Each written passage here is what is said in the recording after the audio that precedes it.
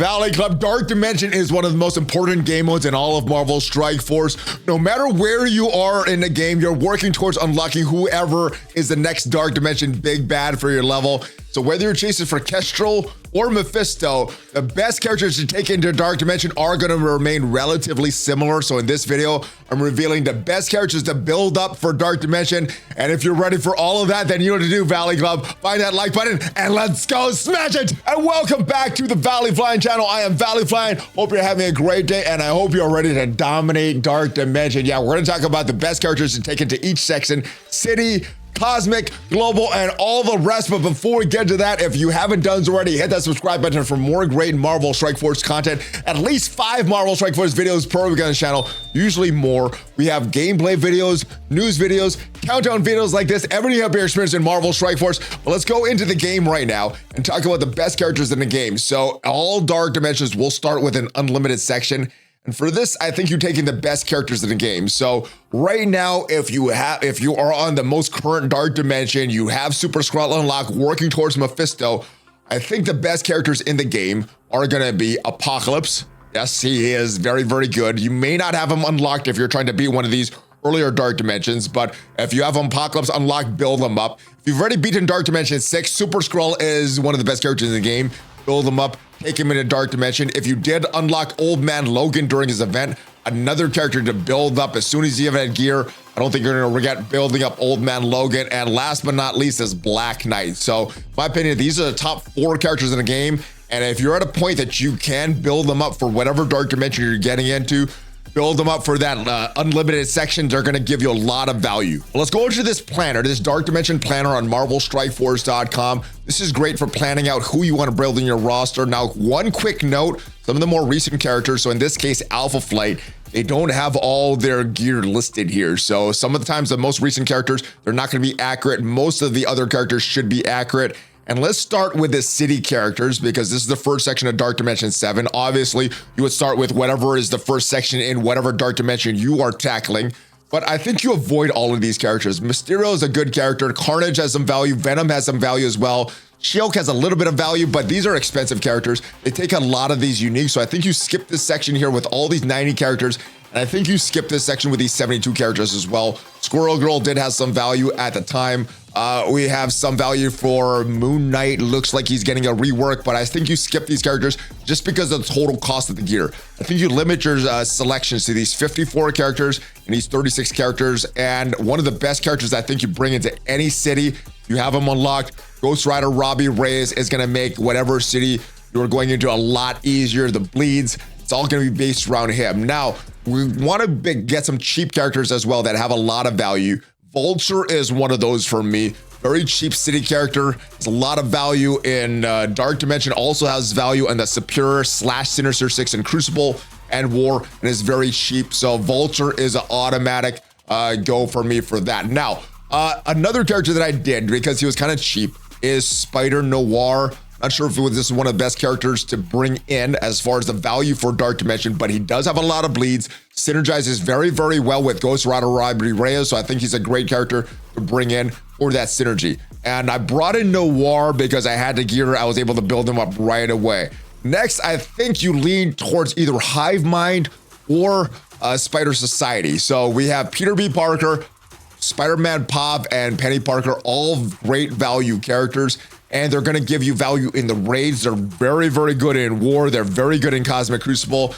And obviously for the Spotlight raids, you need to build them. Now, the downside about going full Spider Society, they take a lot of skill gear. And while they will give you a lot of value after Dark Dimension, I think you want to get into Dark Dimension quick. And for that, I just brought in one character. And for me, the cheapest that I had ready was Peter B. So I brought him in. And that is 4 characters right there. And what my original plan was to bring in either Peter B or Penny to round out that squad, lean into that Spider Society because they're very good. I actually went in with Big Time Spider-Man because he's cheap and he gives some value against Black Knight, countering Black Knight. Other options you may want to bring in, Firestar is still very good, and the New Warriors team still has a lot of value in Cosmic Crucible, not as much in War though.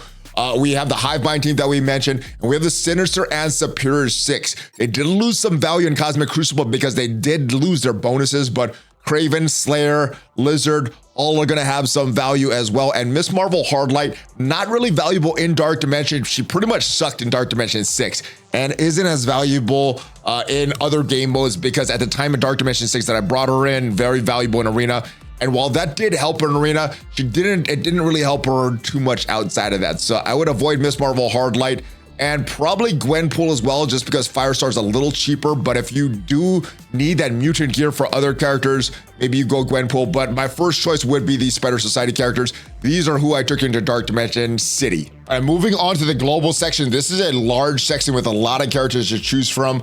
I think the best character in the global section is obviously going to be Black Knight. One of the best characters in the game, has value in Arena, has value in other game modes as well. Crucible, War. I think you bring in Black Knight. I think he's an automatic character. Other character that I think is really, really good is down here, and this is a 54 unique character, and that is Nightcrawler. Still has a little bit of value in Arena. It probably lost a lot with Old Man Logan's arrival, but I think he still does have some value in other game modes needed in that Extreme X-Men team in the raids. Very good in Crucible, very good in War. You need to lean into Nightcrawler. Now you could continue to lean into this Extreme X-Men, go with Forge and Sunspot that are going to be very, very good. Although you may want to split out your gear that you're using. You may want to not use it all on mutant gear. Now, what I decided to do, because I really like Cosmic Crucible, is to lean into Cabal. They're very good in Cosmic Crucible. So Leader, Iron Patriot, and Namor. Now, Namor does take mutant gear, and that may change some of your other selections for other characters, but I think having a big Cabal is very important. Now, other character that we just had released was Northstar. This character is a 54 character. He does have some uniques there. It's not super cheap, but not super expensive. New Avengers are kind of an option as well if you're really into War. They're very good in War. We also have Pegasus here as an option. They're required for the raids, although after Bifrost, they're probably the most likely to be replaced, but they do still have some value in Crucible and War as well. Gambit has some value also, so if you're leaning into this X-Men and you just want to build your mutants, you're not building them for any other modes and just going for this global section, I think that is an option for you. Although, like I said, you may want to split out where you're using your gear. Titania does have some value in Masters of Evil and is a villain, so works well with Kang and the Cabal team as well. So those are your options, but where I went with global, I'm going with Black Knight, almost have Nightcrawler done, and this is working on Cabal. We start to limit the selections with Cosmic, not just because there are not as many tunes. A lot of the tunes are Mystic, so I would save a lot of your Mystic gear from City, from Global, so you could use a lot of Mystic gear on your Cosmic characters. One of the best characters in the game is Kang. Another one of the best characters in the game is Void Knight. I think those are two characters that you bring in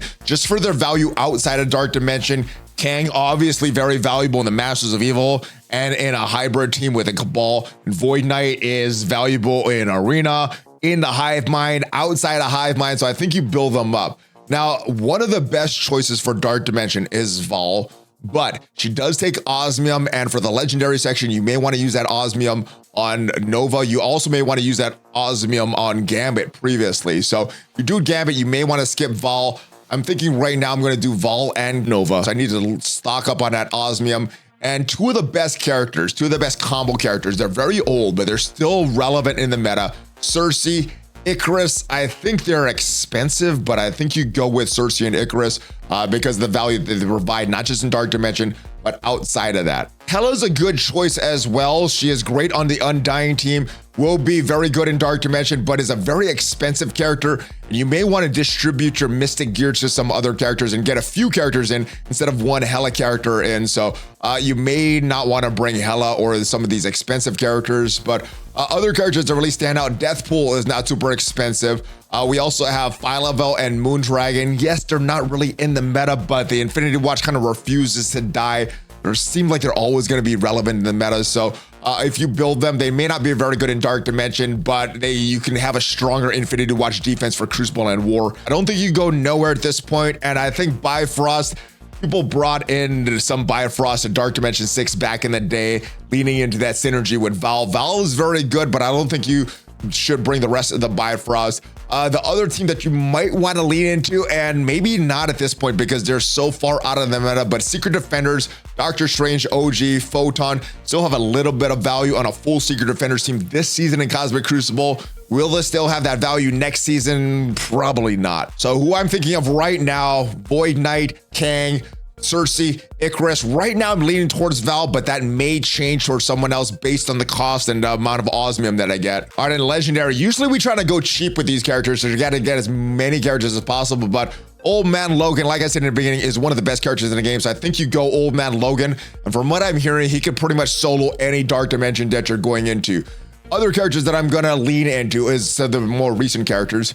Black Cat, Green Goblin Classic, I think they're great. And then we need two more. We have these lower cost characters, Morgan Le Fay, Rogue, Red Hulk still have some value, so does Nova. And if you have that osmium to do both Val and Nova, I think you do that.